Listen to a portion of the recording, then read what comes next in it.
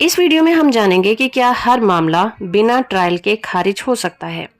जानेंगे order 7 rule 11 को CPC में क्या कहा गया है। दोस्तों, क्या कोई केस सिर्फ इस आधार पर खारिज किया जा सकता है कि उसमें बेनामी संपत्ति का जिक्र हुआ है?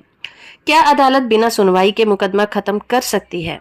ऑर्डर 7 रूल 11 सीपीसी हमें ये बताता है कि कोई भी प्लेंट यानी कि वाद पत्र खारिज किया जा सकता है, लेकिन हाल ही में सुप्रीम कोर्ट ने कहा है कि बेनामी मामला केवल एविडेंस के आधार पर ही तय हो सकता है। आइए डिटेल में जानते हैं सीपीसी ऑर्डर 7 रूल 11 को। यह हमें यह बताता है कि कब किसी मुकदमे को शुरू होने से पहले ही खत्म किया जा सकेगा। कुछ आधार होते हैं जहां पर प्लेंट को खारिज किया जा सकता है। पहला तो ये कि अगर वाद पत्र यानी कि प्लेंट कोई कारण नहीं दर्शाता, does not disclose cause of action, यानी कि उस प्लेंट में ये पता ही ना चलता हो कि आखिर वो बताना क्या चाहता है, कॉज ऑफ एक्शन क्या है। दूसरा ये कि जब मुकदमा स्पष्ट रूप से प्रतिबंधित है, यानी कि बियड बाय लॉ, अगर कानून के द्वारा प्रतिबंध लगाया गया है तो उस मुकदमे को भी शुरू नहीं किया जा सकेगा। तीसरा कारण ये कि जब अदालत के अधिकार क्षेत्र में ही ना आता हो, यानी कि वो मामला कहीं और का हो और उसकी जो सुनवाई है कहीं और कराई जानी है, इस वजह से वो मामला खारिज किया जा सकता है। चौथा ये कि अगर मुकदमा सही तरह से दायर ना हुआ हो तब भी मुकदमे को खारिज किया जा सकता है।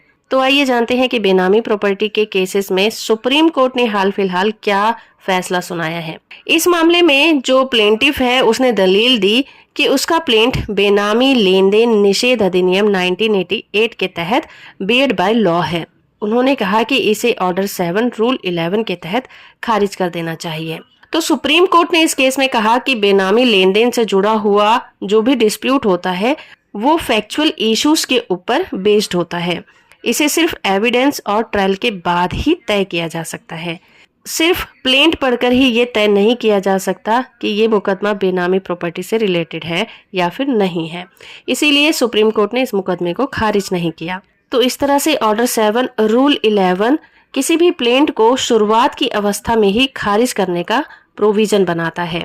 और सुप्रीम कोर्ट का इस केस में जो दृष्टिकोण था वो ये था कि बेनामी का जो मुद्दा है वो फैक्ट्स पर आधारित होगा। सिर्फ कानून से ये तय नहीं होता कि कोई भी मुकदमा किस चीज से जुड़ा हुआ है। सुप्रीम कोर्ट ने इस केस में कहा कि हमें इस केस में ट्रायल की जरूरत है, क्योंकि ये देखने के लिए कि एविडेंस चाहिए कि प्रॉपर्टी बेनामी है या फिर नहीं है। फॉर एग्जाम्पल, राम ने एक प्रॉपर्टी का दावा किया और श्याम ने कहा कि ये केस बेनामी लेन देन एक्ट के तहत बार में आता है, लेकिन राम का कहना था कि प्रॉपर्टी उसके नाम पर थी और लीगल तरीके से खरीदी गई थी। अब कोर्ट को यहाँ पर यह देखना होगा कि सच्चाई क्या है, और ये सिर्फ ट्रायल स्टार्ट करने के बाद, कोर्ट में एविडेंस पेश करने के बाद ही तय हो सकता है। तो हर मामला जो कि कानून से जुड़ा हुआ हो, जरूरी नहीं है कि वो शुरू में ही खारिज कर दिया जाए। ये फैक्ट और एविडेंस की जरूरत हर केस में होती है। तो जहां पर कोर्ट को ऐसा महसूस हो कि यहाँ पर फैक्ट्स की और एविडेंस की जरूरत है, वहां पर मुकदमे की सुनवाई करना जरूरी हो जाता है। तो ऑर्डर 7 रूल 11 का इस तरह से मिसयूज नहीं किया जाएगा, जिसके तहत सुप्रीम कोर्ट ने ये जजमेंट दिया है। अब ये लैंडमार्क जजमेंट की तरह आगे के केसेस में इस्तेमाल किया जाएगा। तो होप फ्रेंड कि ये वीडियो आपको इन्फॉर्मेटिव लगी होगी। वीडियो को लाइक और चैनल को सब्सक्राइब करना बिल्कुल मत भूलिएगा।